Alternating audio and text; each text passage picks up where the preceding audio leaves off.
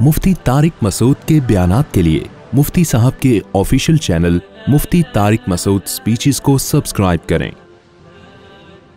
मुफ्ती साहब, मेरा सवाल ये था कि बाइक वाले से हेल्प जो मांगते हैं तो ये भी सवाल में आता है? बिल्कुल आता है सवाल में। बाइक वाले से क्यों हेल्प मांग रहे हो? रिक्शे चल रहे हैं, टैक्सियाँ चल रही हैं, चिंचियाँ, बाइकियाँ भी है।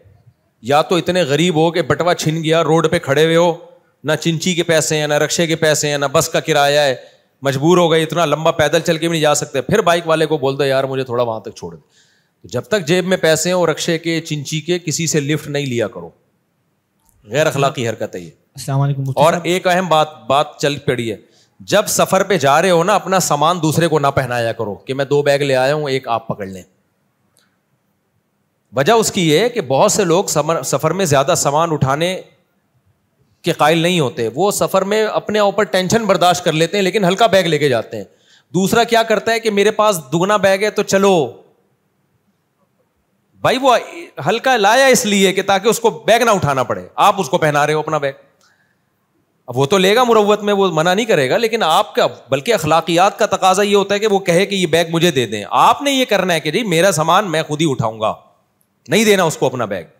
तो जितना बैग उठाने की आप में ताकत हो ना, सफर में उतने ही बैग लेके चला करो। बाज लोग क्या करते हैं, 4 बैग उठा लिए तो कोई बात नहीं, सफर में साथी जिनके पास कम बैग होंगे वो खुद ही अखलाक और मुरव्वत में हमारा बैग भी उठा लेंगे। बहुत बेशर्मी की बात है, बदतमीजी की बात है। इसी तरह अपने बूढ़े माँ बाप को हज पे भेज देते हैं कि हाजी लोग खुद ही संभाल लेंगे। वो हाजी तो मजबूरी में संभालता है, लेकिन यार बुरी हरकत है ये। अपने माँ बाप को खुद ही संभालो आप। अगर नहीं ले जा सकते तो मत हज कराओ उनको आप। मैंने देखा ही है, बूढ़ी अम्मा को भेज दिया, अब सारे हाजी बेचारे उनकी माँ को संभाल रहे हैं। यार इस बेचारी का क्या होगा? नहीं संभालें तो ज़मीर मलामत करता है। तो भाई अपनी टेंशन क्यों दूसरे को पहनाते हो आप? ये बेशर्मी की बातें। सामान लोग पकड़ा देते हैं ऐसे कि ना आप लेके चले, अब उसमें चर्च तो नहीं रखी हुई, आदमी को वसवसे आना शुरू होते हैं, मैं चौड़े में आ जाऊंगा। मना करो तो बदअखलाकी समझी जाती है कि यार वो अगला बोलेगा यार देखो मुफ्ती साहब हैं और बैग नहीं उठा रहे, हमारा रिलेशन है। भाई आप कितने ऐसे केसेस हुए हैं, एक वसवसा तो आ जाता है ना दिल में, तो ऐसा क्यों किसी को टेंशन में डाल रहे हो?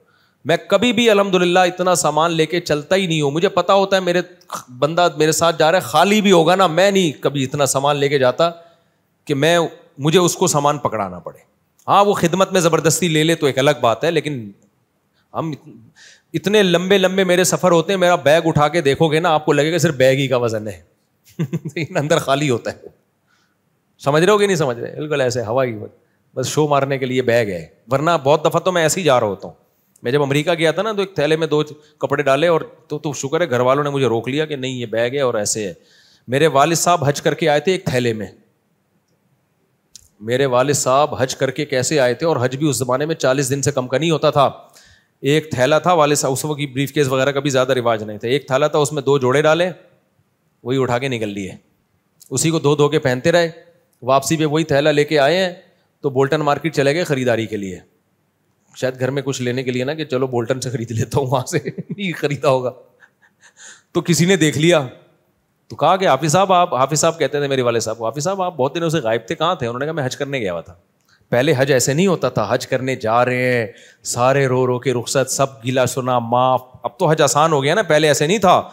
हाजी साहब जा रहे हैं और एयरपोर्ट पे पब्लिक और जनाब कहा सुना सब माफ, लाइटें लगा के, फिर जब आ रहे हैं इस्तकबाल के लिए लोग खड़े हुए रो रहे हैं, हार फूल पहना रहे हैं। हमारे अब्बा ऐसे माशाल्लाह सादा तबीयत के थे, ना जाने का किसी को बताया ना आने का किसी का, ऐसे पतली गली से गए हज करके, पतली गली से। हल्के रहो, ये मैं शो मारने के लिए नहीं बता रहा। ना दूसरे को टेंशन दो और ना खुद टेंशन लो, हंसी खुशी जिंदगी गुजारो।